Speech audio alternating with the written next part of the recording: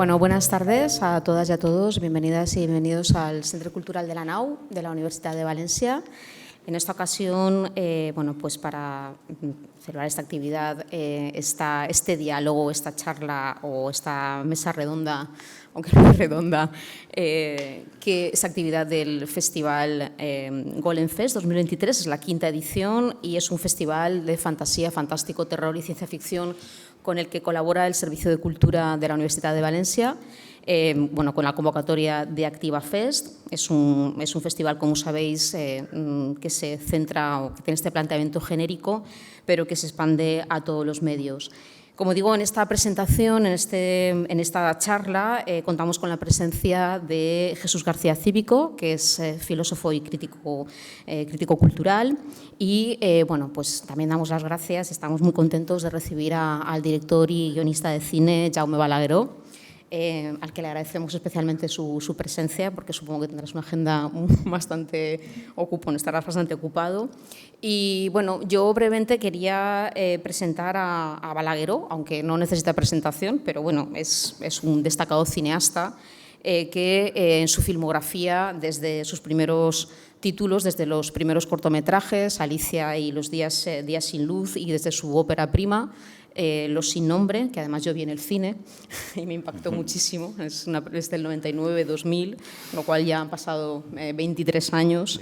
Ha ahondado, y utilizo bien el verbo ha ahondado, en las profundidades del cine de terror, actualizándolo, subvirtiéndolo y homenajeándolo al mismo tiempo sin cesar. En el 2007 obtuvo el premio al mejor director en el Festival de Cine Fantástico de Sitges, y en el 2011 el Premi Màquina del Temps, también en Sitges, y en el 2012 el Premio Gaudí a la mejor dirección. Como sabemos todos, es el co-creador, junto a Paco Plaza, de la primera y la segunda digamos, entregas de la saga REC y de la cuarta, en solitario, y es director de títulos como Darkness, Frágiles, Para entrar a vivir, que es un telefilm, Mientras duermes, Way Down o Venus. Hace poco leí una entrevista que te hicieron, Jaume, en la que te preguntaban al final cuál era tu película de terror favorita, y me hizo mucha gracia porque contestaste que no había una, sino muchas. Y creo que tu cine es un crisol de referencias, precisamente, de referencias a grandes films, a grandes directores y también a motivos o lugares comunes canónicos del género y de los subgéneros de terror, a los que creo que le confiere una vuelta de tuerca, ¿no? Por no salirnos de los títulos de terror. Balagueró combina, creo, el terror con el mejor thriller negro, y sus películas nunca acaban bien, como tiene que ser, y se embadurnan de suciedad, de óxido y de quipel. Es un terror negro que se desarrolla en ambientes opresivos, entre hoteles y sanatorios abandonados y paisajes urbanos vacíos, azulados, envueltos en luz fría, y bueno, pues en luz fría como en las mejores películas de Melville. En sus películas, Balagueró actualiza de manera, yo creo que muy inteligente, precisamente para romper con el horizonte de expectativas del espectador, los topoi o los lugares comunes del género, como puedan ser la presencia sempiterna de parámetros espaciales simbólicos, es decir, el laberinto y la espiral, o la estructura especular de lo que yo llamo la casa de muñecas, ¿no? Que aparece, por ejemplo, en la casa embrujada de Darkness, o en esos inmuebles fines seculares de l'Eixample de REC o de Mientras duermes. O, por supuesto, todos los microespacios que todos conocemos, de los sótanos, buhardillas, las escaleras de caracol, que refuerzan el concepto de oscuridad, de huiclo, de espacio cerrado, ya sea por opresión o por cuarentena apocalíptica.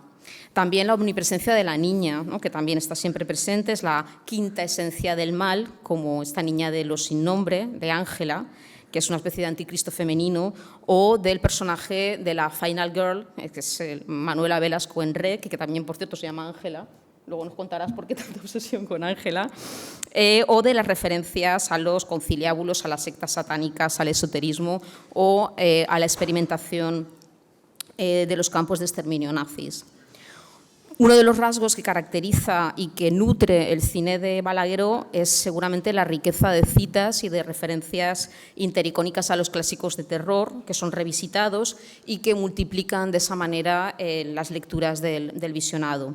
Los sin nombre, por ejemplo, con todos esos planos de detalle, esa fotografía fría y esos movimientos rápidos de cámara, a mí me hicieron enseguida pensar en Seven, o incluso en La semilla del diablo, en Rosemary Baby de Polanski, con pinceladas del terror, de cine de terror japonés, ¿no? Con esas imágenes de vídeo, ¿no? Que hacen pensar también en Ring, o en Shining, ¿no? En ese hotel abandonado, con esa secuencia del pasillo, o incluso en Darkness, ¿no? Con este padre que golpea, este padre enloquecido que golpea la puerta, o incluso en El silencio de los corderos, con ese espectáculo del cadáver inicial, o con ese Santini, interpretado por Carlos Lasarte, que parece un Aníbal Lecter. Mientras duermes, por ejemplo, para mí es una película muy hitchcockiana, en la que el protagonista César, que es interpretado por un magnífico Luis Tosar, pues es un Norman Bates actualizado, con esas conversaciones con una madre paralizada en el hospital, o con ese montaje en leitmotiv del plano cenital en la ducha, o ese uso magistral de suspense en el que comparten espacio víctima y verdugo, ¿no? Él bajo la cama y ella sobre la cama. O sin olvidar, por ejemplo, en REC, pues la alusión, el homenaje a El proyecto de la bruja de Blair y la actualización del género de zombies víricos, con unos personajes que a mi modo de ver pasan de ser víctimas potenciales a ser verdugos, y esto pues fomenta la extrañeza de lo siniestro. Desde mi punto de vista, Balagueró es un grande del cine de terror, es el creador de un estilo específico que, como he comentado antes, se nutre de lo anterior, pero tiene su lenguaje cinematográfico propio y posmoderno, ¿no? Y que hay un gran respeto al género de terror que ensalza. Y creo que no en vano uno de los temas que atraviesan su cine desde Los sin nombre es el de aislar el mal. Como dice un personaje, el mal en su estado más perfecto, puro y vivo, como haría incluso Chabrol, que hemos tenido clase sobre ellos, que querían desocultar o desvelar la perversidad, ¿no? La emoción de la perversidad. Es un honor contar con su presencia esta tarde, y ahora voy a dar la palabra a Susana Alfonso, que tengo aquí a mi lado, que es la directora del Golem Fest y que nos va un poco a presentar la programación del festival, y enseguida damos paso a la charla.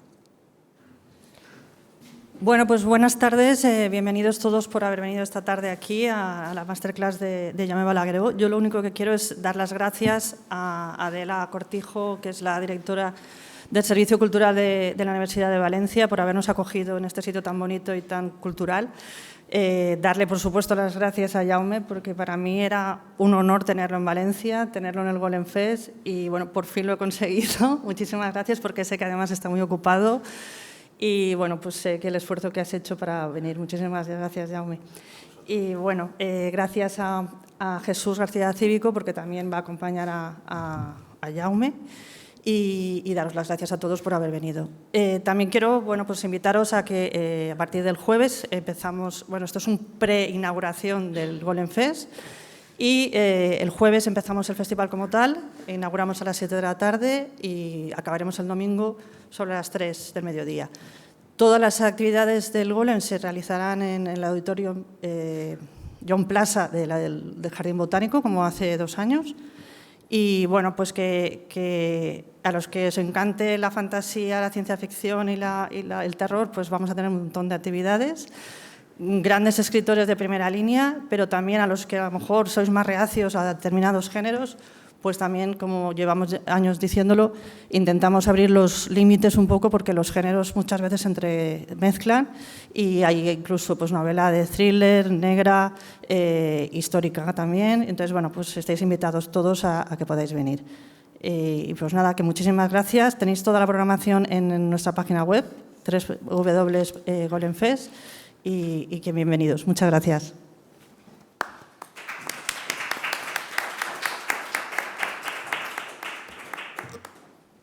Bueno, pues gracias a Adela, que ha adelantado, yo creo que unos magníficos apuntes para introducir el cine de Jaume Balagueró, y a Susana, felicidades por esta 5ª edición del Golem Fest.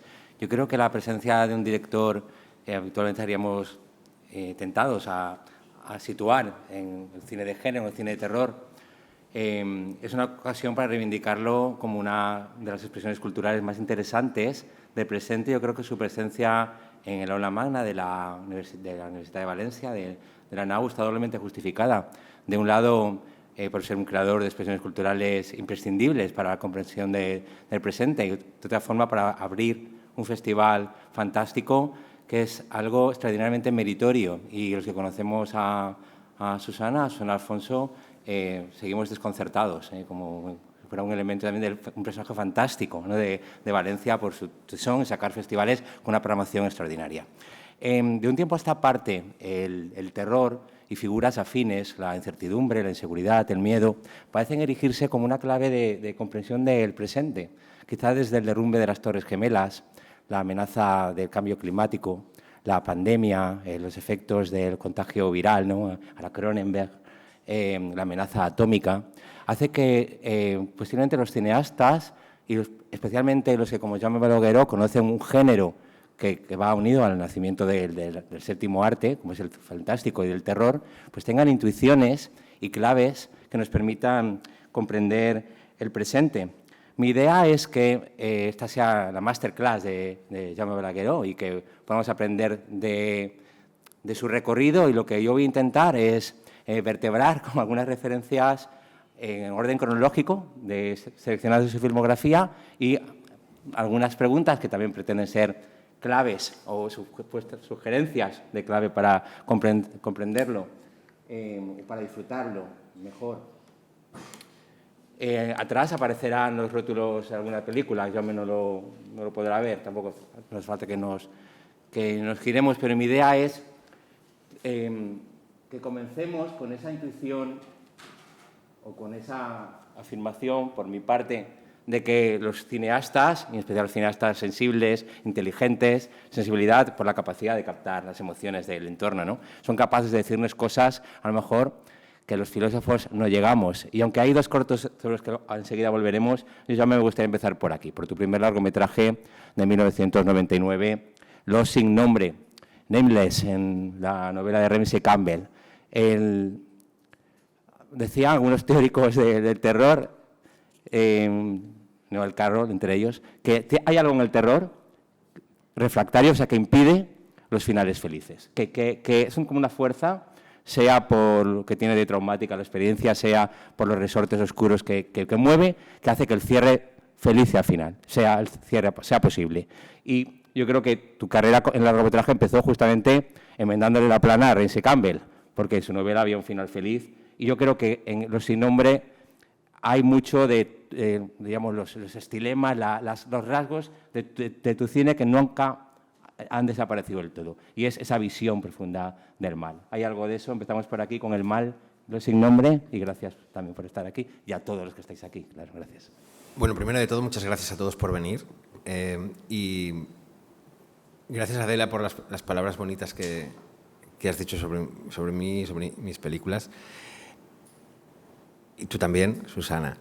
Pero antes de contestar esta pregunta, me gustaría aclarar una cosa que apuntaba Adela sobre el nombre de... Es que si no me olvidaré, entonces me voy a empezar así. El nombre de la protagonista, de la niña protagonista malvada de Los sin nombre, que era Ángela, y que luego también es el nombre de la periodista de Manuela Velasco en REC, ¿no? Ángela. Y entonces me preguntaba si había algo con las Ángelas y tal y cual. Mira, muchas veces las respuestas, las explicaciones son mucho más tontas.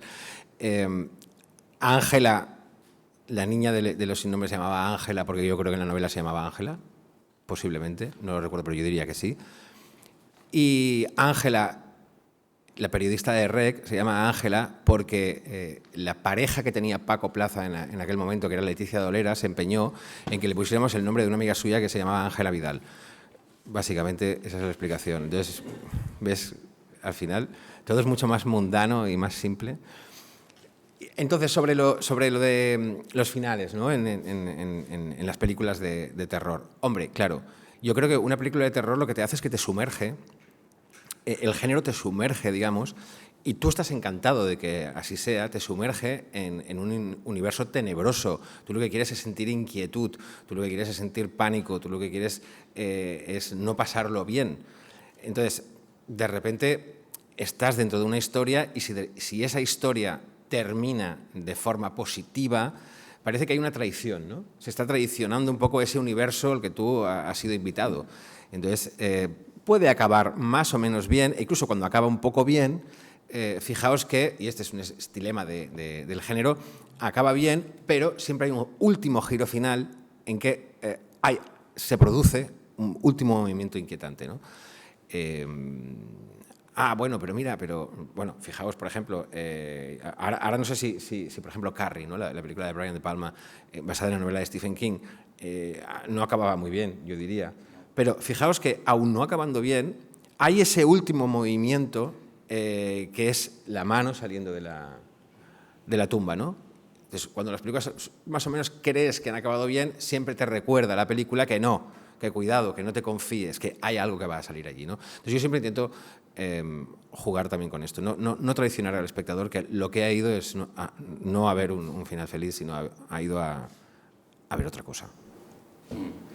Pues, bueno, Jaime Balagueró es un director joven todavía queda una carrera larga, posiblemente todavía películas que superen las anteriores, pero vamos a comenzar... No tan joven, ¿eh? Bueno... Me encanta que lo digas, pero vamos. Yo he de decirte que en el 94, que empezaría la carrera, lo que harán con los cortometrajes, en el 99, pues a lo mejor muchos de aquí, aunque también nuestros jóvenes, pues las películas de Jaime Balagueró son parte de nuestra vida, porque hemos ido asistiendo a los estrenos puntualmente. No se puede decir eso de todos. Es muy gracioso, perdonad, pero es muy gracioso que esa especie de etiqueta de joven se nos ha quedado pegada a mi generación, porque en su momento lo éramos, ¿eh? O sea, en su momento Alex de la Iglesia era muy joven, yo era muy joven, Paco Plaza era muy joven, todos éramos muy jóvenes. Ahora ya no, pero se nos ha quedado pegada. Y entonces es como que seguimos siendo jóvenes. Hace 4 años aproximadamente, todos nosotros y más, Nacho Vigalondo, Rodrigo Cortés, Alejandro Amenábar, todos salimos en Los Goya para rendir un homenaje a Chicho Beñat Serrador, y Belén Rueda nos presentó como la generación, como esa nueva generación de directores, y nosotros con canas, con barbas, y decíamos, a ver, como nueva generación, pero se nos ha quedado pegada esa cosa de la nueva generación, pero no señores, no, ya no somos la nueva generación, hace ya muchos años que no. Bueno, ahora veremos qué tal estas películas. De momento yo creo que han envejecido o han pasado el tiempo por ellas muy bien, y esa puede ser otra señal. Pero aquí tenemos un primer corto del 94, Alicia, son 8 minutos, 9 minutos, de un cine de imágenes muy potentes que, pues, imagino que te habrás cansado de oír, que remitía a Lynch, ¿no? Que remitía a La cabeza borradora, o a cierta idea de la carne, de Cronenberg, esas referencias más o menos comunes. Pero a mí me parece que es algo brutal, sobre lo que no regresaste, sobre lo que no quizás volviste, que dejaste ahí en un primer cortometraje. Y no fueron por ahí exactamente los tiros de tu carrera, por ese cine de imágenes que apenas necesitaban diálogo, que te quedaban empenadas en la retina, ¿no? La historia de una chica, de una Alicia, cuya primera menstruación coincide con la bajada de una... Bueno, no lo puedes contar más. ¿Qué fue de ese tipo de cine? Bueno, la verdad es que este cortometraje yo creo que pertenece a un momento, al inicio de mi carrera, ¿no? Y yo creo que tiene algo que ver con lo punky, ¿no? Es decir, en ese momento yo, ya no era un adolescente, pero casi os diría que todavía era un postadolescente, lleno de ganas de romper, de provocar, y con ese espíritu punky que afortunadamente no nos ha abandonado a ninguno de nosotros todavía del todo, ¿no? Pero ahí estaba muy marcado, ¿no? Luego, cuando empiezas ya a plantearte una carrera más profesional, con largometrajes, que son narrativas más complejas y muy vinculadas o directamente vinculadas a la industria, es decir, ya no son pequeñas historias que tú cuentas para que las pasen en un festival, sino que son películas que van a ir a un circuito comercial y van a tener que rendir como cualquier producto, ¿no? Entonces ya te planteas las cosas de otra manera. Ese espíritu punky desaparece un poco. y simplemente lo que haces es que cambias un poco de dirección. Tú tienes muchas direcciones, es decir, yo como espectador, desde niño, he visto muchas cosas, he disfrutado muchas cosas, me lo he pasado súper viendo películas loquísimas de zombies italianas, cine de John Waters, cosas rarísimas de vanguardia, pero también durante ese proceso estaba viendo Kieslowski, estaba viendo Bergman, estaba viendo... y al mismo tiempo estaba viendo James Cameron y estaba viendo todo, y todo me fascinaba y todo me gustaba, ¿no? Entonces empiezas de una manera que es un poco más hacia esa cosa más provocadora, etcétera, pero luego siempre lo que haces es cambiar de dirección hacia otra cosa que también te fascina y también te gusta, ¿no? Y cambias un poco el rumbo. Pero es un rumbo que no pervierte lo que tú eres, porque tú eres todas esas cosas a la vez, ¿no? Sí, y sin embargo hay algo que yo creo que ha permanecido de este primer cortometraje, que es una suerte de ecuación, de hilación entre el sufrimiento físico, el dolor y el mal. La siguiente largometraje, en el segundo largometraje, Darkness, los que estábamos, no solo la gente que nos gustaba el género de cine de terror, sino los que nos gustaba el cine, que algunos veíamos algunos detallitos del decálogo de Kieslowski, alguna peliculita, me acuerdo haberlo hablado de esto a propósito de tu cine, muchos detalles del cine que se consumía en los 90 de calidad, de independiente, europeo, también norteamericano, ¿no? Pero en Darkness nos llamó la atención que había un cineasta de español que estaba haciendo películas de una factura internacional, por lo que tenía que ver con el reparto, etcétera, con la producción, con muchos elementos visuales, pero que hacía algo que muchos cineastas, por ejemplo, norteamericanos, no se atrevían, que era con el dolor de los niños. Y en Darkness hay una imagen que a todos nos sacudió, que es los huesos quebrándose. Pero estaba hablando de Frágiles. Sí. Estaba hablando de Frágiles. Ahora iremos a Frágiles. Ahí aparecen Frágiles, pero en la oscuridad aparece otra vez la fuerza de que hay un sufrimiento, hay un mal, algo que tiene que acabar mal. Y eso sí que lo vemos como una constante. Ahora iremos a Frágiles. Pero en Darkness hay una continuidad que habías planteado ya en Los sin nombre, ¿verdad? Esa fuerza del oscuro. Sí, es cierto. Y de hecho, de alguna forma, si Los sin nombre es una película que habla sobre una secta que lo que está buscando es la creación o la invocación del mal absoluto, en el caso de Darkness también hay una secta, ¿no? Es una secta un poco distinta, es un conjunto de padres. Esto es una cosa que sucede en el pasado, luego la película cambia el rumbo, pero originalmente, o sea, al principio de Darkness de lo que va es de un conjunto de padres que están tratando de invocar un mal, en este caso es un mal que es la oscuridad, ¿no? Una oscuridad viva. Y la manera que tienen de invocar este mal es con un mecanismo que a mí me parece aterrador, ¿no? Que es sacrificar, pero sacrificar a aquel a quien amas, ¿no? Y entonces estos padres deciden sacrificar a sus hijos, a sus propios hijos, ¿no? Porque les aman. Eso es tremendo, ¿no? Y además es terrible y complejo, es muy sofisticado. Es decir, los mato, pero no es que son padres malvados, que lo son, y odian a sus hijos y los matan. No, es que los aman profundamente y por eso han decidido matarlos, porque los aman profundamente. Y ese es el mecanismo de perversión y de distorsión que va a hacer que se pueda invocar esa oscuridad, ¿no? Luego en Darkness lo que sucede es que esa oscuridad no queda bien invocada y no acaba de estar invocada del todo, por una razón que es otra vez muy, muy perturbadora, y es que uno de los padres que cometió ese crimen no amaba a su hijo. Y eso está llena de elementos muy perturbadores y muy aterradores, pero que son conceptuales. Y entonces, a mí me encanta en ese sentido, ¿no? Y hablamos de una secta, como os decía, ¿no? Son una secta de padres que deciden, de 7 padres que deciden asesinar a sus 7 hijos amados para invocar una oscuridad, ¿no? Entonces, es verdad que hay el mal, hay la secta, y yo creo que es, de alguna forma, una evolución, ¿no? Desde Los sin nombre a Darkness. Eso es algo muy subjetivo, pero a mí es la película que más me gusta, la mejor de tu filmografía es Darkness. Vamos un poquito más con esto. El personaje interpretado por Giancarlo Giannini está muy cuidado, es el padre de Lene Olin, el suegro del personaje femenino de Lene Olin, ¿verdad? Pero en un transcurso hacia el final, hacia el segundo tercio de la película, donde las escenas transcurren en la casa de Giannini. La película cobra ahí algo de inquietud muy distinto a lo que habíamos visto antes, que parecía tomar referencias más transitadas, ¿no?, de la Casa Encantada. Te metes en algo muy personal. Eso lo vemos como un acierto. Algo muy pensado, ese cambio de atmósfera de la casa clásica a esa casa nueva y algo más personal, donde evitaba el mal, que estaba dándole vueltas a cómo encontrar a alguien capaz de sacrificar a un hijo amándole. La realidad es que el Giancarlo Giannini,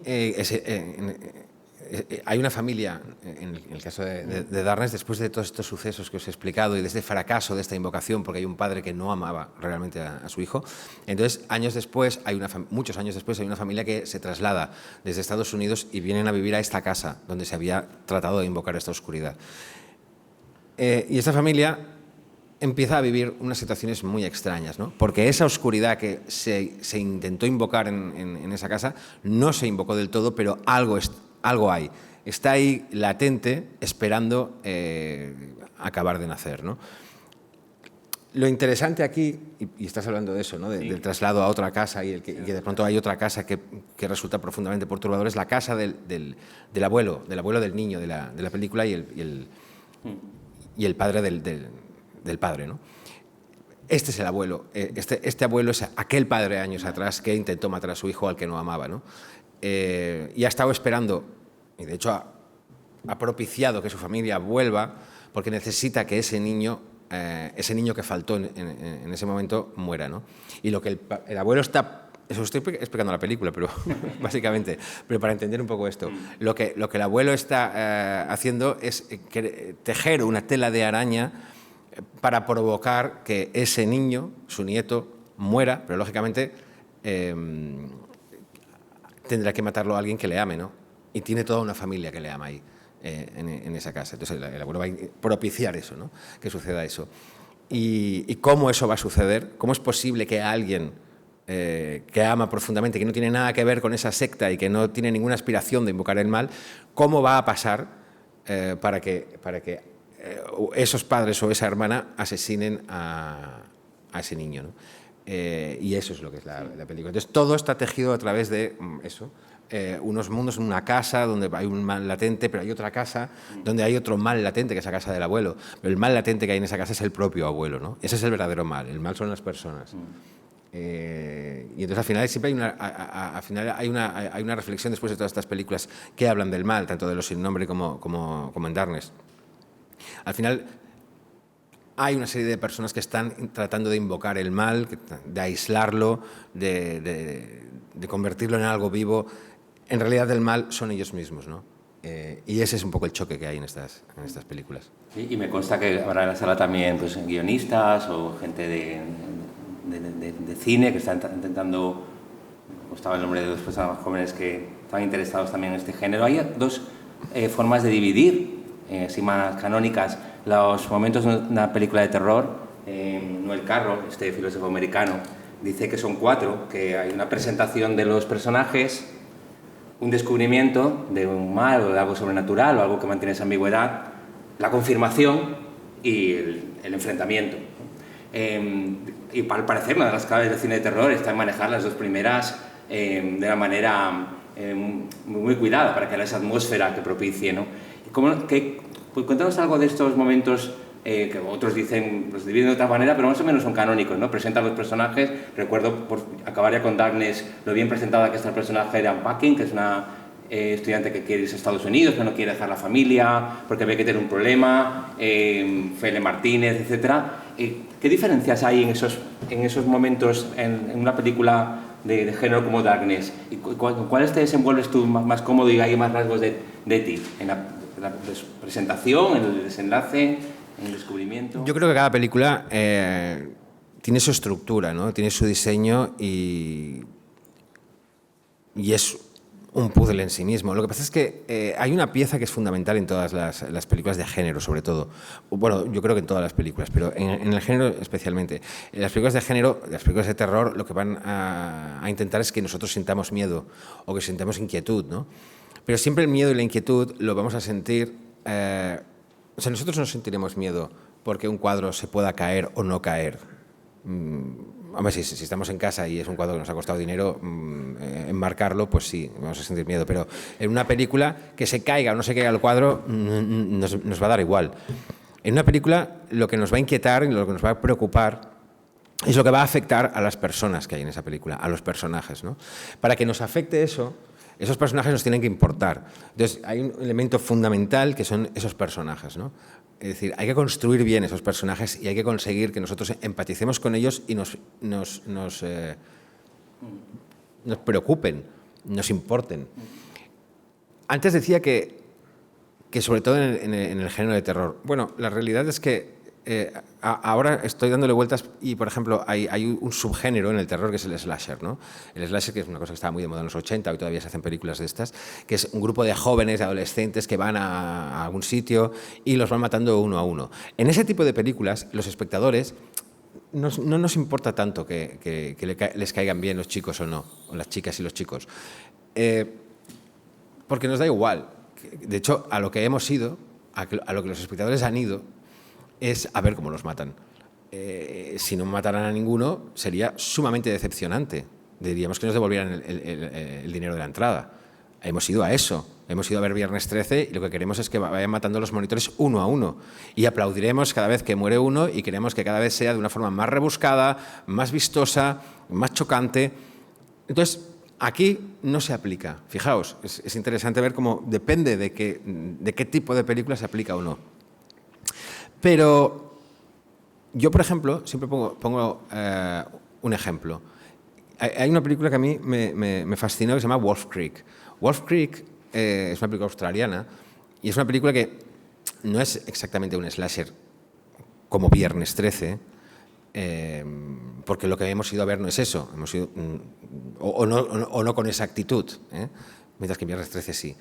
Pero Wolf Creek nos cuenta un poco algo parecido, es decir, nos cuenta la historia de 4 amigos que están viajando por Australia, no sé de dónde son, no recuerdo de dónde eran, pero han ido a Australia y están haciendo un viaje por Australia, ¿no? Entonces, esta película dedica posiblemente 30 o 40 minutos en que no sucede nada y simplemente nos lleva a conocerles y a quererles. Y simplemente viajamos con ellos, participamos de sus conversaciones, de sus sentimientos, vamos a fiestas con ellos, viajamos aquí, sus discusiones, y cuando llevamos 40 minutos donde no ha pasado nada, la película es sabia y hace que no nos aburramos en ningún momento y ni siquiera pensemos en, oye, ¿por qué no está pasando nada si yo he alquilado o he ido a ver una película de terror? No lo pensamos, simplemente estamos con ellos y les queremos. La película consigue que les queramos. Ahora, en el momento en que empiezan a suceder las cosas, ellos viajan a un cráter que hay en el desierto en Australia, que es un cráter que existe realmente, se llama Wolf Creek, y es un sitio turístico, y van una noche a visitarlo. Allí van a suceder una serie de cosas. En este caso, no lo vamos a pasar bien. Cuando vayan muriendo, no lo vamos a celebrar, no vamos a aplaudir, y de hecho, no nos va a sentar nada bien. La película no es agradable, pero no porque sea más sangrienta que otras. No es agradable porque no queremos que mueran esos chicos, ¿no? Entonces, esa película la pongo siempre como ejemplo, porque es lo que demuestra claramente que el trabajo que hay para que tú empatices con los personajes después da sus frutos. Y los frutos es que el director, los creadores de la película, consiguen que tú tengas el sentimiento que ellos quieren. Y en este caso es el sentimiento de sufrir. Vas a sufrir. Y sufres mucho, yo os la recomiendo, es muy aterradora en ese sentido, muy aterradora, porque no estás esperando, no estás esperando que suceda algo, lo que estás esperando es que no suceda, por Dios, ¿no? Y aún así va a suceder, entonces es muy, muy recomendable. Una película. Y está basada en hechos reales, es muy interesante. Bueno, con Los Si no me habías ganado el premio, el Méliès de Plata a Mejor Película, Darkness había abierto el Festival de Sitges de unos años. Luego llega Frágiles, con también un reparto internacional. Y yo creo que esto los cineastas no presumís de ello, pero si lo pensamos bien, los sin nombres, con los apuntes sobre la maldad, el dolor como el mal, la crueldad, como una perversión de la inocencia. Y hoy tenemos todas estas cosas que están pasando con los chicos jóvenes y los móviles y las palizas y lo que graban. Darkness, con esos elementos casi de medievales, ¿no? De atávicos, estoy pensando en el Antiguo Testamento, ¿no? de Abraham, Isaac, de sacrificar a tu hijo. La fragilidad de los niños, la vulnerabilidad. Parece como si tuvierais un radar de cineastas de terror, en tu caso en particular, para detectar qué estaba pasando ahí fuera, en la sociedad. Aparentemente es un género que no está comprometido con lo que pasa, pero hay como una especial sensibilidad. ¿Tú has pensado en eso? Te lo habían dicho, que esos temas sociales es como tomar el pulso al cuerpo social, ¿no? Ver qué es lo que le acelera. ¿Te habían dicho esto o lo eres consciente o te reflejas alguna preocupación social también en tu cine? Bueno, cuando tú haces cine de terror, realmente lo que quieres es asustar a los espectadores, hacerles pasar un buen rato, contarles una historia, ¿no? Pero siempre hay, yo creo que si hay inconsciente por parte de los que hacen las películas, siempre hay una relación, ¿no? Se dice que por ejemplo, la aparición del splatter, ¿no? Del cine gore en los años 80 era un poco la consecuencia de los horrores que la sociedad americana había contemplado durante la guerra de Vietnam. Eran un poco las consecuencias de todo eso, ¿no? También que si los zombies que se han puesto de moda. Pero es muy fácil crear ese tipo de asociaciones, ¿no? En realidad, es un poco como lo de Ángela. Muchas veces las explicaciones son más sencillas, es decir, no se puso de moda el cine de zombies, bajo mi punto de vista, ¿eh? No se puso de moda el cine de zombies porque hubiera empezado a haber un pánico, no por la pandemia, evidentemente, que fue una cosa muy posterior, pero porque hubiera empezado a haber un pánico por las enfermedades. Sí que en la época en que apareció el cine de zombies, o que resurgió el cine de zombies, sí que ya habíamos tenido experiencias, ¿no? Con las vacas locas, sí, cosas que tenían que ver con enfermedades, con epidemias, que nos ponían en peligro. Entonces, pero yo creo que no, yo creo que al final todo tiene que ver con cosas mucho más banales, ¿no? Es decir, a unos productores, a un estudio americano se le ocurrió un día que cuando estaban decidiendo qué hacer, qué remake hacer, porque hay una especie de obsesión por hacer remakes y buscar remakes en Estados Unidos. Yo he trabajado con un estudio en Estados Unidos y tienen esta especie de obsesión, ¿no? Van muy focalizados a ver qué rescatamos, qué volvemos, qué puede volver a ser un éxito. Entonces, a alguien se le ocurrió que quizás era el momento de hacer el remake de una película de George Romero, que era Zombie, el despertar de los muertos vivientes, el amanecer de los muertos vivientes. Y entonces se hizo, y la película fue un éxito tan grande que empezaron a hacerse películas de zombies. Pero fue yo creo casi una decisión comercial, ¿no? O en gran medida, puede que haya otras cosas. Quizás cuando decidieron recuperar esa película y hacer el remake era por las vacas locas, puede ser, pero no lo sé.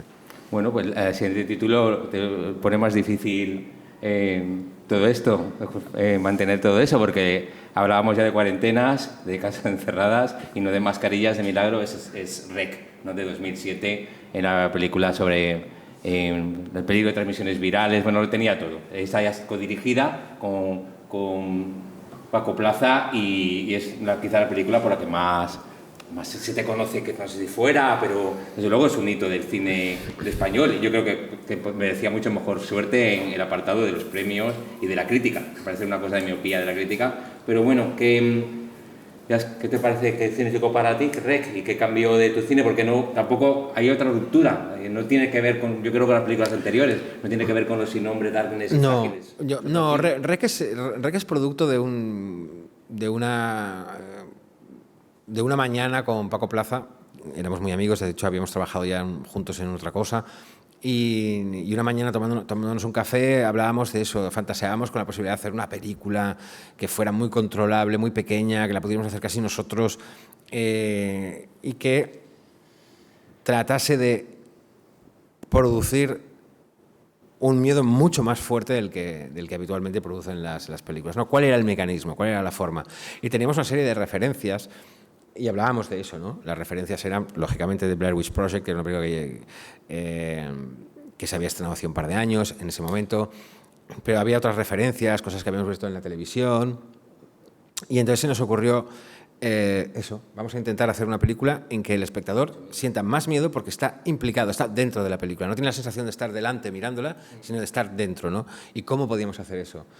Pues ahí íbamos a coger, evidentemente, la referencia de Blair Witch Project. Lo que pasa es que The Blair Witch Project no conseguía realmente eso que estábamos buscando, porque al final era lo que se llama el found footage, ¿no? Que son cintas encontradas. Alguien ha encontrado unas cintas, las ha montado y nos las enseña. Seguimos siendo espectadores que estamos viendo algo, que podemos creer que es real, pero estamos viéndolo desde la comodidad de una sala de cine o desde la comodidad de nuestra casa. Queríamos romper eso también. Y entonces es cuando se nos ocurrió, vamos a intentar hacer una película grabada también con una cámara subjetiva, que uno de los personajes sea quien graba, una reportera, pero vamos a hacerlo en tiempo real. Si es en tiempo real, el espectador no va a tener la sensación de que eso es algo que ha montado alguien. Tiempo real, lo que sucede delante de tus ojos al tiempo que tú lo ves, por lo tanto tú formas parte. No hay música, porque no es una película, es una experiencia que estás viviendo, ¿no? Y así lo hicimos. Ni música, ni montaje. Luego sí hay montaje escondido por ahí, pero un poco la idea era esta. Y nos entusiasmamos tanto que convencimos al productor, nos embarcamos y hicimos REC. Y la sorpresa fue el éxito que supuso, que no para nada lo preveíamos. Ya.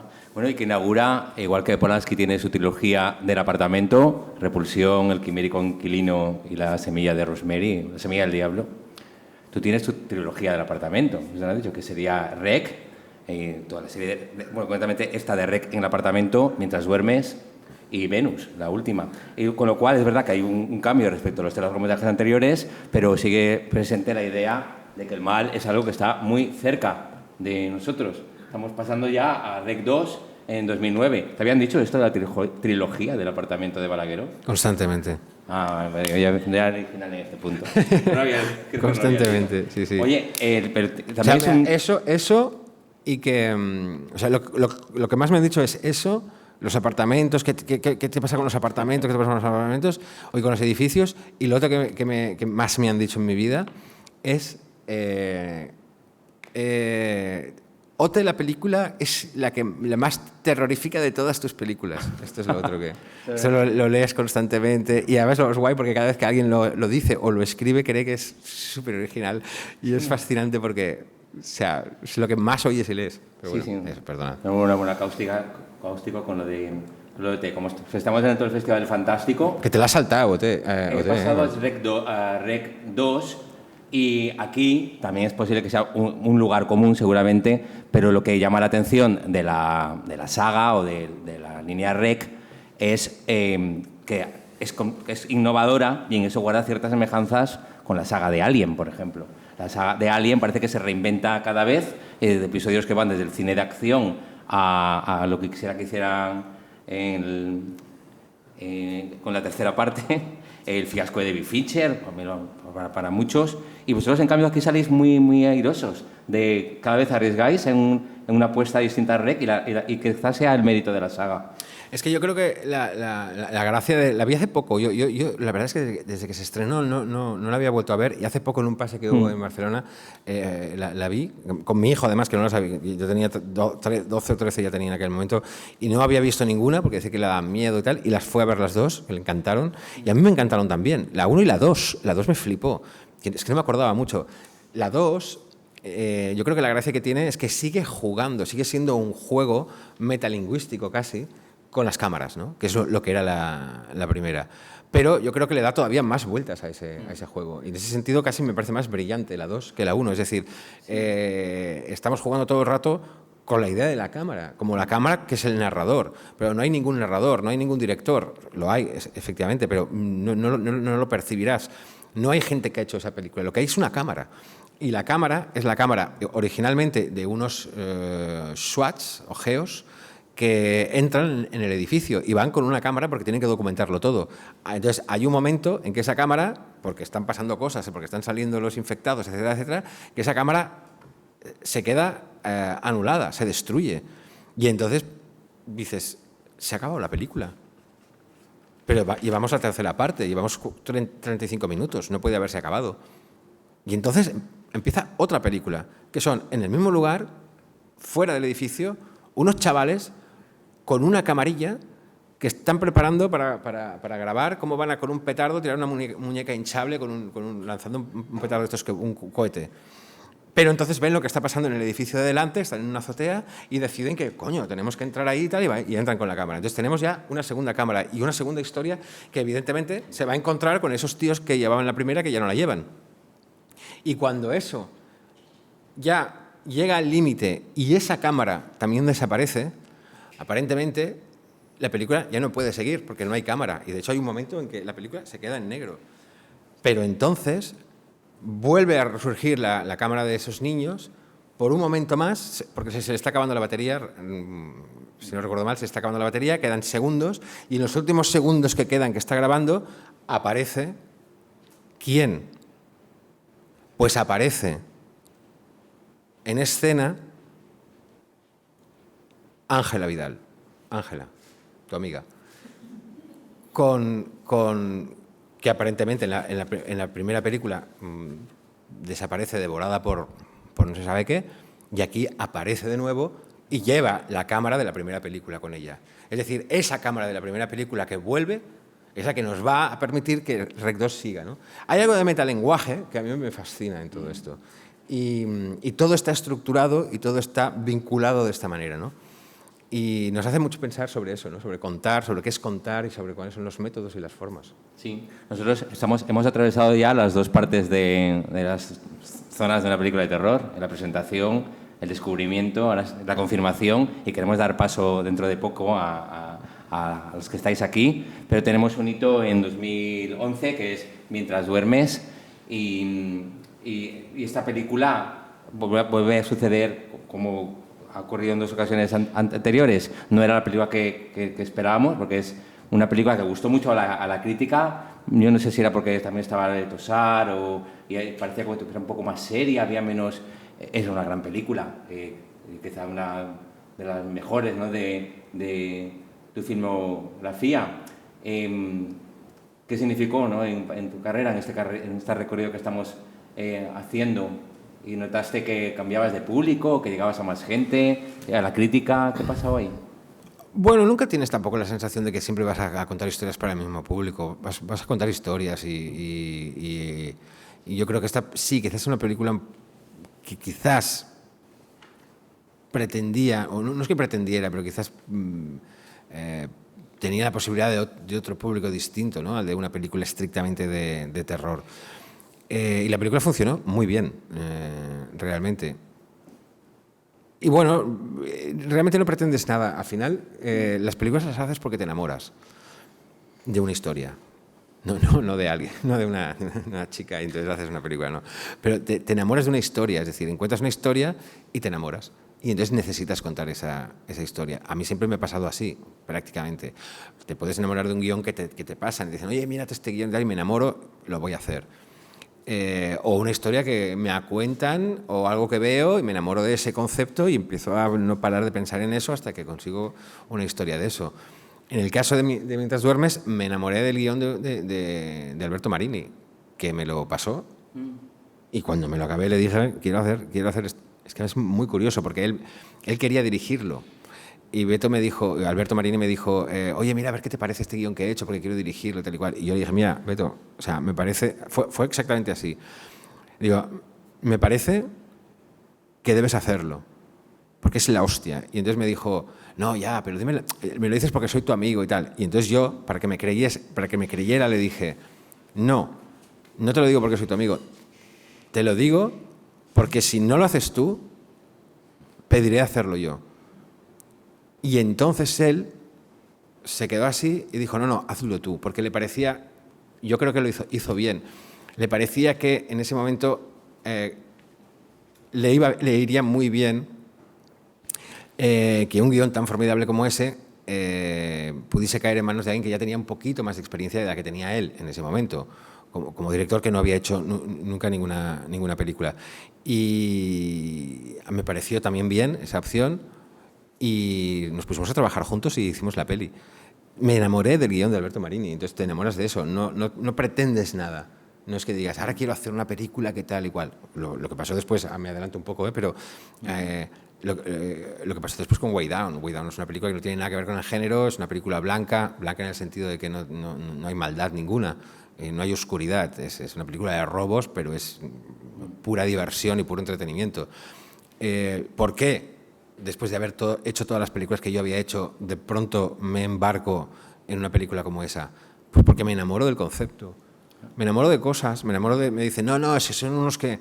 es que me acuerdo el día que quedé con los productores que me estaban dando el pitch, me decían, no, es que son unos que están preparando un robo al Banco de España, pero solo pueden entrar en el banco durante el tiempo que dura un partido de fútbol, que es el partido de la final del Mundial, porque hay 1 millón de personas alrededor del banco. Digo, vámonos, hagámoslo. Entonces, es eso, son algo que te enamora. Y entonces va así un poco. Bien. Y además, como muchos directores de terror y muchos aficionados al género que tienen a John Carpenter John Carpenter tuvo su incursión en policíaco, con Asalto a la comisaría, y tú tienes la tuya ahí. Voy a pasar de Rec 4 por lo que hemos dicho, si diera tiempo en nuevas intervenciones. Llegamos podríamos luego volver sobre ella, quería decir, que eran 2 películas, que eran Musa y Venus. En Musa vuelve algunas cuestiones muy reconocibles de las protagonistas femeninas, por ejemplo, que hay, de una forma bastante adelantada, yo creo, las protagonistas femeninas de tu cine son fuertes, son también dadoras de violencia, no solo reciben, se mueven en registros muy abiertos, que está incluso para la época. Estaba pensando también la inquietante que era ya el protagonismo de Neo Lin en Darkness, que parece que sea también un personaje oscuro, finalmente no lo es. Aquí con La Potente también parece que hay algo que está hablando ya de las mujeres en muchos registros distintos, ¿verdad? En Musa, que venía de una libre adaptación, ¿verdad? De la dama de... La dama número 13 de Somoza. Bueno, libre, no tan libre, era una adaptación. Pasa que la novela era tan compleja que bueno, se simplifica, sí, pero era una adaptación de la novela. Somoza estaba muy contento también como lo hicimos. Pero bueno, es una novela extremadamente compleja y era muy ambicioso el proyecto. Y ambicioso en el sentido de difícil. Pero yo estoy muy contento con esta película. A mí bueno, tiene una factura muy clásica, es una aproximación muy clásica al universo de Somoza, pero a mí me parece que esta película, porque también la novela lo encierra algo muy perverso, ¿no? Una especie de leyenda sobre las musas muy perverso y muy siniestro. Sí, y en la última, en Venus... y hay una cosa que me gusta mucho que creo que debo ser el único que es consciente de eso. Porque tú haces las cosas en las pelis, pero esperando que la gente lo vea y lo disfrute, pero luego creo que soy el único. Pero la película está llena de una especie también de metalenguaje en el que, sobre todo, las musas están todo el rato hablando de lo que está sucediendo en forma de pieza literaria, ¿no? Estás todo el rato diciendo, no recuerdo cómo eran las palabras, ¿no? Pero es diciendo, esta tragedia no puede ocurrir aquí, este capítulo no se cerrará aquí. Es decir, hay todas unas referencias literarias en la que los propios personajes de las musas están jugando con eso, que era muy elaborado y muy sofisticado y era muy bonito, y había momentos muy bonitos sobre eso que ahora no os puedo repetir. Pero sí, pues no existió ningún crítico que dijera fascinante. No, ninguno. No, pero es verdad, sí que lo hay. Y además tú haces periodismo. Sí. Has tenido siempre mucha sensibilidad para reconocer una historia, los elementos clave de una historia, sin que y era de esperar que tus películas tuvieran y tengan pues esos distintos niveles también de lectura. En el último caso de Venus, que yo creo que es una gozada. Algún crítico ha dicho que se arranca muy despacio para todo el festival que viene luego, pero para nosotros, los que acudimos el primer día a verla La película, en mi caso, la vimos en un autocine, el autocine está como drive-in, como te contaba antes. Lo que nos gustó mucho es que integraras el horror cósmico, porque ahí hay algo del relato de Lovecraft, sí. con todo lo que venía anterior. Esa película es muy rica, es como los antropólogos lo llaman el potluck, que es como algo que es un regalo sobre regalo, A ver, ¿cómo, pero cómo? tiene todo. ¿Cómo le llaman? El potluck, es como te sobra todo y dices, mira, yo puedo hacer una película que se basta a sí misma como una película con una intriga criminal y es estupenda, el robo, ¿no? Pero luego tiene las brujas, también tiendo mucho a las lecturas psicoanalíticas. Pero toda la cuestión ahora de género, han proliferado muchas películas con brujas como protagonista, la bruja Robert Eggers, Ari Adler y Hereditary, ¿no? Que me imagino que te habrá gustado mucho, tu Venus, y como si fuera un temor ahí latente de los hombres, de las mujeres, que son indomables, ¿qué está pasando? ¿Quiénes son? Pues ahí tu película esta lo tiene todo. Algún crítico, de acuerdo, yo creo que con miopía dice, no, es un poco caótico, pero yo creo que es una delicia, porque hay fantástico, hay terror, hay policíaco, están los elementos de nuevo de la brujería clásico, está Lovecraft. No sé, ¿qué te pareció esta película cuando la acabaste? ¿La escribiste solo? ¿Jaume? No, con Fernando Navarro. Con Navarro. Sí. Bueno, Venus... hay una cosa muy curiosa. Ahora que decías que algunos sitios decía que va muy despacio al principio y tal. Yo siempre cuando leo cosas... Lo pienso mucho porque digo, o sea, porque tú quieres rectificar lo que has hecho mal o intentar mejorar. Entonces siempre cuando te dicen, no, es que va muy lenta, lo reflexionas y entonces lo analizas y dices, sí, aquí puede... Pero de repente la otra mitad de la gente está escribiendo que es un ritmo desde el principio al final acelerado y trepidante. Y entonces, hostia, te quedas ahí que dices... ¿Quién tiene razón? Porque claro, ojalá tenga razón los que dicen que es trepidante, pero quizás no, quizás los que dicen que es lenta, o a lo mejor es una cosa subjetiva, pero estás todo el rato pendiente, este es un tema de lo que es la creación también, ¿no?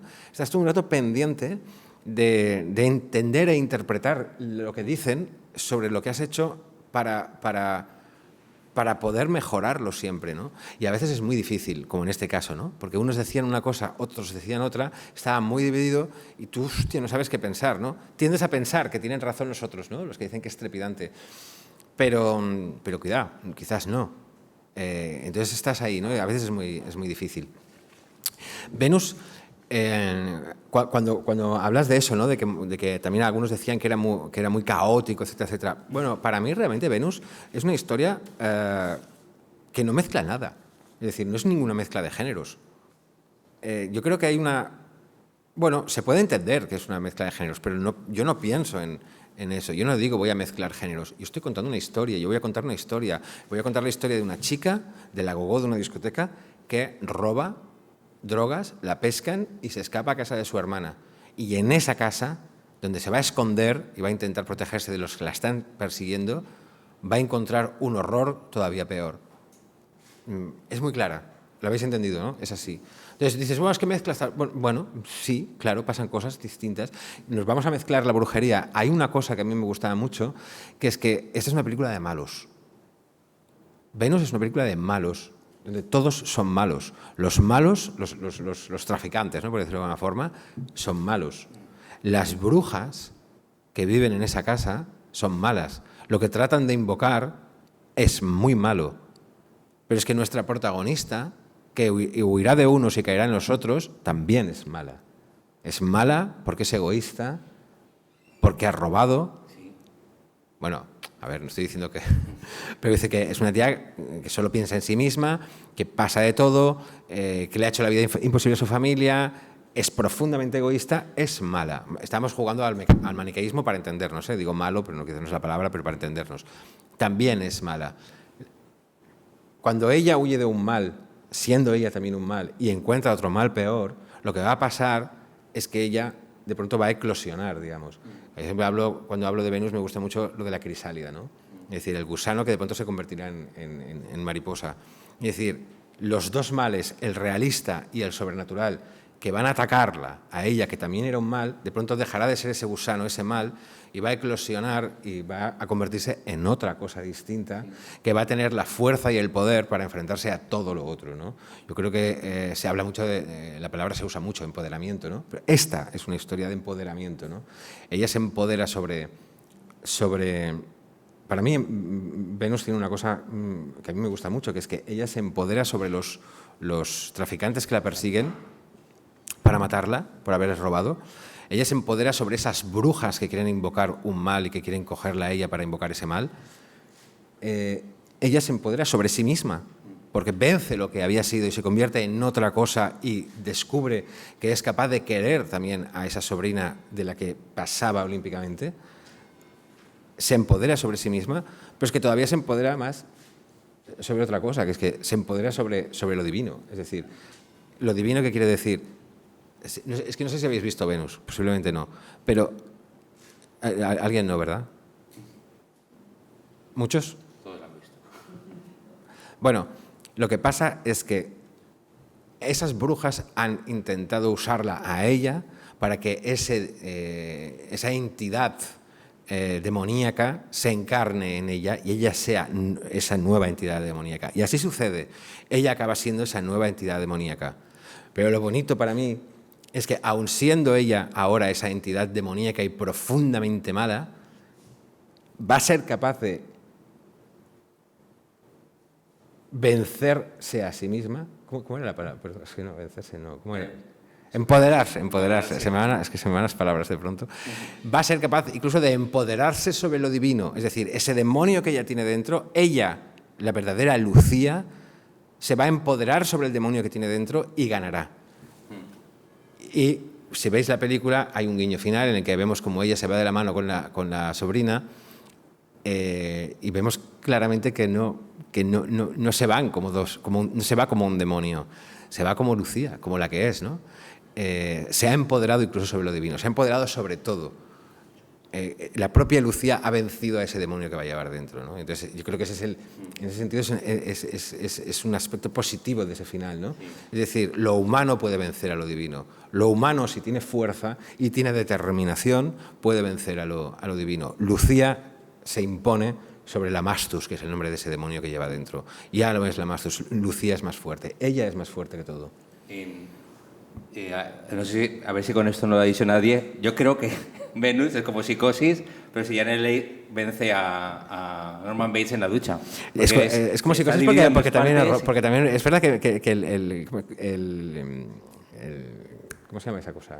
Eso de Hitchcock, es que se me van las palabras. El MacGuffin es también que roba y huye y se esconde en una casa, ¿no? Pero es muy curioso porque nos dimos cuenta luego, no dijimos, vamos a hacer como en Psicosis y tal. No, es que cuando estábamos escribiendo y decíamos, hostia, pero es que esto es como Psicosis. Y dices, hostia, es verdad. Sí. Con Psicosis cada vez bebía de fuentes más y se daba desde Antonioni, ¿verdad? Con la aventura, la ruptura de dos historias. Bueno, pues estamos entonces ya terminando. Sobre esta última película, lo de los sueños de la casa de la bruja, ¿no? El relato de Lovecraft, ¿lo habías leído? ¿Es un autor que te interesaba y al final has conseguido introducirlo en una película tuya? Lovecraft, Derles, toda esta gente de... Bueno, Lovecraft claro, es un autor que para muchos de mi generación ha sido un autor muy, muy, muy cercano, ¿no? Y muy influyente de alguna forma. Y esta historia originalmente sí que tenía que ser una adaptación de los sueños de la casa de la bruja, es un cuento de Lovecraft.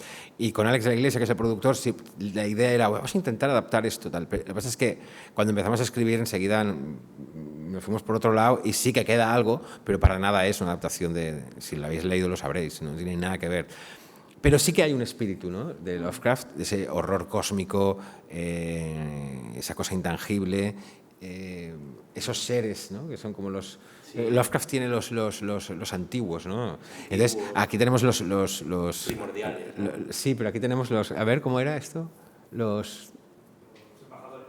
El otro. Los cónsules. Hay un momento, si lo habéis visto, hay un momento en que dice, los cónsules han llegado, y entonces hay como tres papas con las mitras allí al final de un pasillo en la oscuridad, entonces que son como seres que han venido, ¿no? para asistir al nacimiento al renacimiento de la Mastus, ¿no? Entonces, esto es muy los antiguos, ¿no? Es muy Lovecraft también. Bien, pues como no tienes ninguna película después de Venus, yo creo que ahora sería el momento de abrir un poco el micro, ¿no? Y aprovechar estos minutos para poder charlar con Jaume y preguntarle o comentar lo que queráis. ¿Te parece, Jaume? Claro.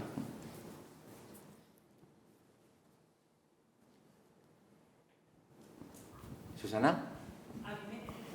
A mí me gustaría mucho, Jaume, que nos contaras un poco cómo te inicias en el cine de terror, porque es un género difícil y, bueno, pues nos gustan unos frikis, pero es difícil de que bueno...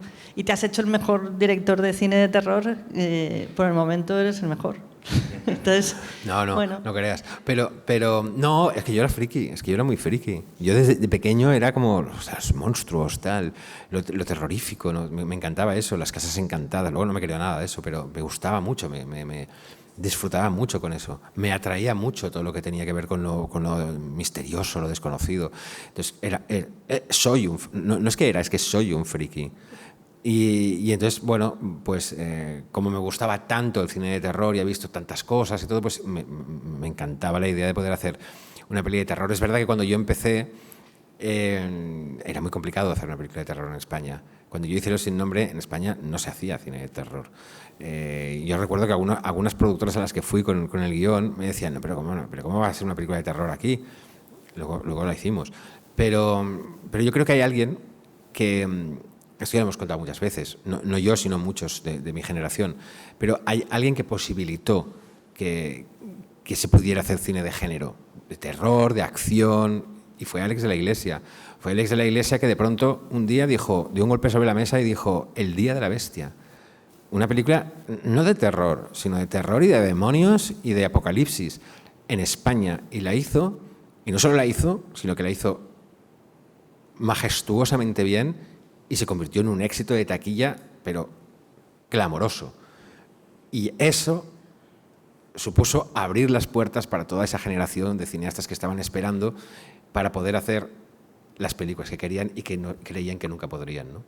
Y es una generación que era así y esperaba eso, porque es una generación que es la generación del VHS, ¿no? Es la generación que había crecido y había aprendido, no solo yendo al cine a ver películas, sino viendo todo tipo de películas. Antes decía lo de los zombies, lo de no sé qué, lo de John Waters, lo de Kieslowski, lo de tal. Esto es la generación del VHS, viendo todo, mezclándolo todo y gustándonos todo mucho. Entonces, de pronto, eso hacía que queríamos hacer eso que veíamos en el VHS. Queríamos contar historias de miedo, queríamos contar eso. Y Alex de la Iglesia fue el que abrió la puerta y dijo, adelante chicos, vamos allá. Y gracias a él, ahora hay lo que hay. Muy bien. Jaume, ¿tú te ves haciendo otro tipo de cine? Quiero decir, a lo mejor el thriller puede ser el género más cercano o más lógico después del terror, pero ¿podríamos ver a un Jaume Balagueró haciendo otro tipo de género? ¿O vamos a seguir viéndote allí que es perfecto? A ver, yo creo que podríamos. Lo que pasa es que no lo haremos, pero podríamos. Porque yo veo... o sea, yo soy un espectador... Soy un espectador que ve todo tipo de cosas y me gustan todo tipo de cosas. Y soy una persona que vive... Bueno, soy una persona que vive todo tipo de cosas también. No, tampoco todo tipo de cosas, pero que vive cosas, bueno, diversas, ¿no? Digamos. O sea, de terror no vivo muchas, francamente, pero que vivo cosas de amor, de tal, de lo que tomó todo el mundo. Entonces, podría contar una historia de amor también, sí. No creo que lo haga, pero sí que yo creo que todo el mundo podría. Todos los directores podrían, sí, yo creo. Pero no creo que más allá del thriller me veáis, ¿no? Tampoco, es porque tampoco podría, pero no sé si muy bien, no sé si lo haría muy bien, igual lo haría mal. Entonces mejor no hacerlo. Tus películas me lo hacen pasar realmente mal. Creo que eres muy perverso. Bueno, adaptas cosas muy perversas también, bueno, las ideas que tienes. Y yo te quería preguntar una cosa personal. ¿Has cometido alguna vez alguna travesura? Bueno, ¿de pequeño eras malo o no? Porque pareces muy dulce aquí, bueno, una persona muy agradable, te he visto en otras ocasiones, una persona muy tranquila. ¿Has cometido alguna travesura? ¿Eras malo de pequeño? ¿Tenías ideas retorcidas o no? A lo mejor te lo he preguntado ya, no lo sé. No, era bueno. No Soy bueno. has hecho ninguna trastada a ningún animal. No, ni nada. sí, Bueno, que he hecho alguna trastada. Mira, yo he hecho una cosa como muy... tocar el timbre e irte corriendo, o Sí. llamar por teléfono y decir alguna cosa, porque yo esos temas yo lo sé. Pero la ¿quién gente- no? Pero la ¿quién gente, no? la gente que le gusta el terror, luego que son muy buenas personas en el fondo, que solamente es cine. No, mira, hay una cosa... Las sí, a mejores ver, personas les encanta travesuras... el terror. o sea, si no hubiera hecho ninguna travesura, deberíamos preocuparnos. Es decir, aquel que no hace ninguna travesura, deberíamos temerle. Porque lo normal es hacer travesuras. Si haces travesuras de niño... Bueno, bromas pesadas o alguna cosa de esta. Bueno, no normal, no, tampoco te creas. Yo hice una cosa muy mala, Ah. pero que no me lo... pero fíjate... ¿Lo has que- confesado alguna vez? ¿O es una primicia aquí? No, yo creo que ya lo he contado, sí. Bueno, no lo sé. Pero es malo, ¿eh? Pero yo hice una cosa, ahora os lo contaré. Yo hice una cosa muy mala, pero fíjate, bueno, muy mala, a ver. Sí, lo es. Pero fíjate que no lo he olvidado. Os lo voy a contar porque no lo he olvidado. Es decir, no fue en aquel momento una tontería, pero no es una tontería para mí lo que hice. Lo que hice fue, yo tenía una terraza donde vivía con mis padres, y entonces un día que hacía mucho sol, yo tenía una lupa, y entonces había una hormiga, y lo que hice es concentrar no sé si igual más gente lo ha hecho esto, pero concentrar la luz en la hormiga y se quemó. O sea, la maté. Yo le he hecho cosas peores a las hormigas. Pero esto, a mí me parece que es un poco una tontería, pero no lo es. Maté a una hormiga solo por una razón que era como a ver si puedo hacerlo. Y eso, hostia, no lo he olvidado, ¿eh? Me parece que está mal. O sea, tengo la conciencia de que hice algo que no estaba bien. Y seguro que mucha gente ha hecho cosas así. Pero más allá de una hormiga, no. Yo tengo la tendencia de protección siempre, más que de hacer daño a nadie. O sea, hostias, siempre yo, por ejemplo, mira, fíjate, mosquitos. A mí me cuesta matar un mosquito. O sea, los mato, ¿eh? Porque con el spray y eso no tengo la sensación de crimen. Entonces no... O sea, con el insecticida. Pero fíjate, yo he llegado a diseñar ingeniería de luces para no dañarlos. Es decir, para hacer que se vayan hacia la luz de otro sitio. O sea, apagando, encendiendo, tal. Si yo he hecho esto. ¿Tú has hecho esto? Yo sí. Yo les pongo incienso para que se vayan a la incienso. No, eso está bien, porque no los matas, se van. Pero lo de ingeniería de luces, hostia, y no es tan fácil, ¿eh? Porque parece que no, es que se van a la luz. Sí, se van a la luz, depende. A que al final sí. Pero ya te digo, no he hecho cosas malas, soy más bien una persona buena. Pero yo, como soy muy propensa, asustadiza, mi pasión por el terror me ha generado que mucha gente se haya burlado de mí, me haya gastado bromas, llamadas por teléfono a mi casa, cuando era adolescente, ¿no? Me decían cosas así como me gustaba mucho de Ring también, que era un espíritu que me iba a venir a mi casa y tal. Yo más bien víctima del bullying de gustarme el terror, precisamente. Pero fíjate... No al revés, pero yo tengo ideas muy buenas también. Pero hay una cosa que es muy interesante, que es que si tú analizas, y no hablo de mí, sino de otros directores de cine de terror, de género, cuando tú miras cómo son, y yo conozco unos cuantos, cómo son los directores que hacen cine de terror, pero cine de terror Son muy majos. bestia, ¿eh? Son muy divertidos. Son tíos muy guasones, son tíos muy divertidos, muy simpáticos, son muy de la risa, ¿no? Que se dice. En cambio, fíjate que también hay la leyenda, y en parte es verdad, que es que cuando hay alguien que se dedica a la comedia, muchas veces detrás hay alguien atormentado, ¿no? Y eso es muy curioso. Hay una pregunta más aquí, una intervención más. Bueno, Gracias. otra más y... Hola, Jaume. Quería preguntarte que, bueno, en la tradición del cine de terror español, fantaterror, hubo muchos monstruos que se convirtieron en iconos del género. Podemos hablar de Valdemar Daninsky, Polanski, que los templarios. Una de las últimas figuras como villano, como monstruo, ha sido la niña de Medeiros. Me gustaría que nos explicaras un poco cómo fue la construcción del personaje, porque hay un documental donde se narra muy bien que, bueno, que no fue precisamente de forma lineal como lo construisteis, pero me gustaría que le dieras un poco de forma a cómo llegasteis a que Botet, bueno, pues finalmente fuera uno de los personajes, quizá el personaje de terror más importante, ¿no?, que ha habido en nuestro país.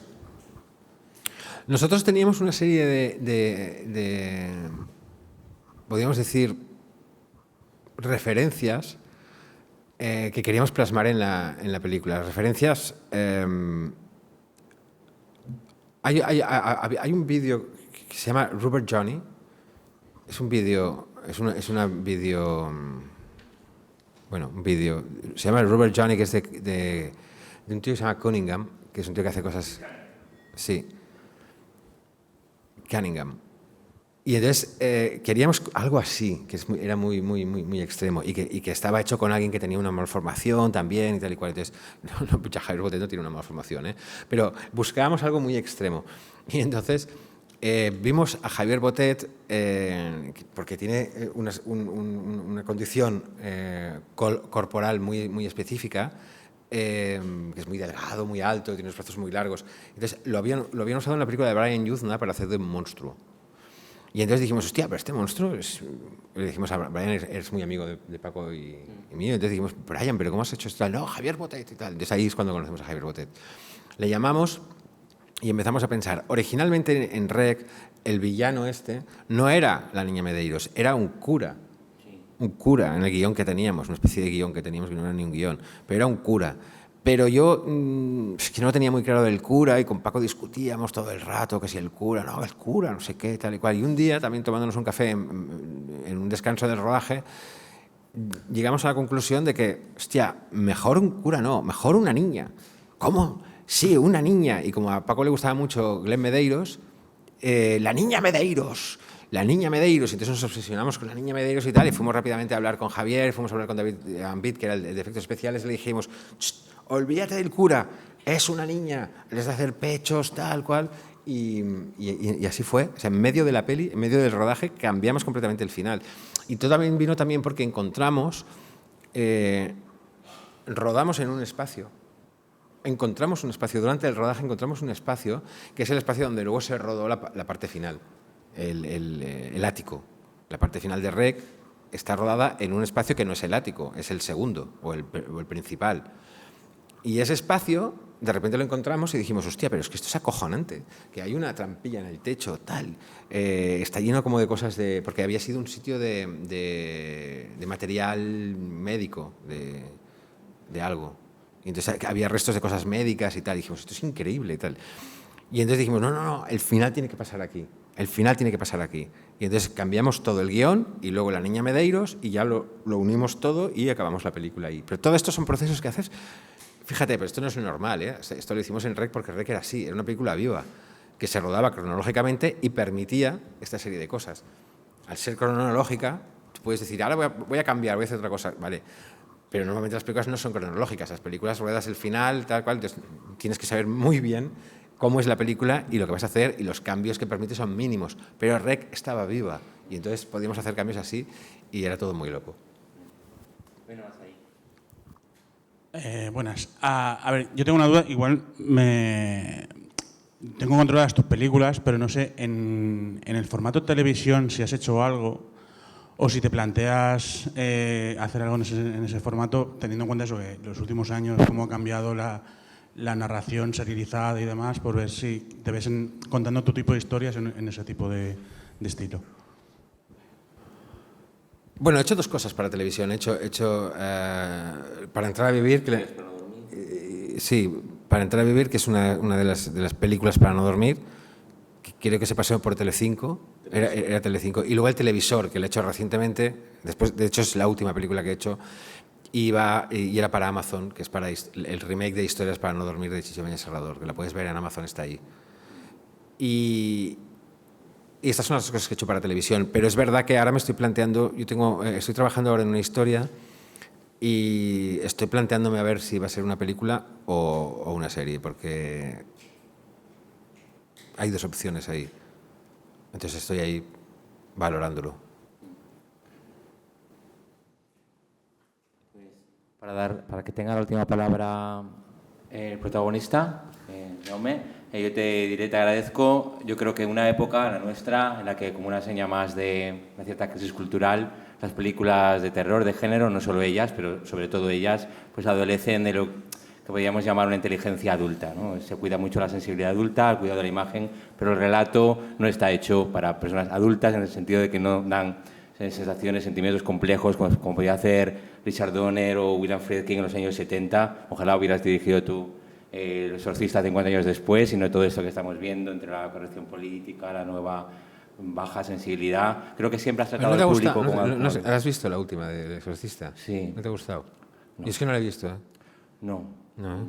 Hemos perdido un director que tratara, yo creo, como adultos en inteligencia, no solo por los efectos. Yo creo que es un rasgo de tu cine que muchos yo creo que te agradecemos. Has tratado no solo con la dignidad de género, sino con guiones, historias adultas, donde las sensaciones, los sentimientos complejos los puede comprender una persona que ha vivido, que es esas experiencias. Y creo que ya casi 30 años dedicado al cine. Ha sido un placer poder charlar contigo y te dejo tu cierre. Hay una monografía que tenemos ahí fuera de autores. Doctora. Julio Ángel Olivares. Muy bien, que creo que está ahí en la mesa, ¿verdad? Queremos también llamar atención sobre eso. Muy bien, pues que cierre Jaume, ¿no? Sí. Bueno, pues nada, he disfrutado mucho, no sé vosotros, pero yo he disfrutado mucho. Y básicamente lo que después de todo lo que hemos hablado, lo que os animo es a no dejar nunca de ver cine y de ver series y de jugar pero cuidado, no solo, y de jugar a videojuegos y de oír música y de hacer todo, porque todo eso al final es lo que nos hace ser felices, pero también crecer, evolucionar, mejorar. Y aquí es lo que hemos intentado siempre, ¿no? Hacer cosas, proponer cosas, contar historias. Seguid así, seguid contando historias. No sé si hay alguien aquí que tenga aspiraciones de hacer películas o no. ¿Nadie? Ah, tú sí, claro. Tú sí. Pues nada, pues eso. Eso te lo dirijo especialmente a ti.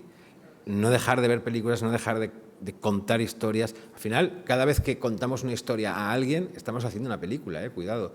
A mí me decían una vez, ¿pero tú por qué hiciste películas? Bueno, es que ¿por qué decides hacer películas? Fíjate, hacer películas, yo creo que nadie dice, ¿tú qué quieres hacer en la vida? Yo quiero hacer cine, yo quiero hacer películas, porque me gustan las películas. No va así. Yo creo que alguien decide que quiere hacer cine y quiere hacer películas no porque le gusten las películas, sino porque tiene la necesidad de contar cosas. Y eso se une luego a que le gusta mucho las películas y le gusta mucho el cine. Pero si no tienes la necesidad de contar cosas, si no tienes la necesidad de provocar emociones en los demás, contarles historias, yo lo he tenido desde pequeño.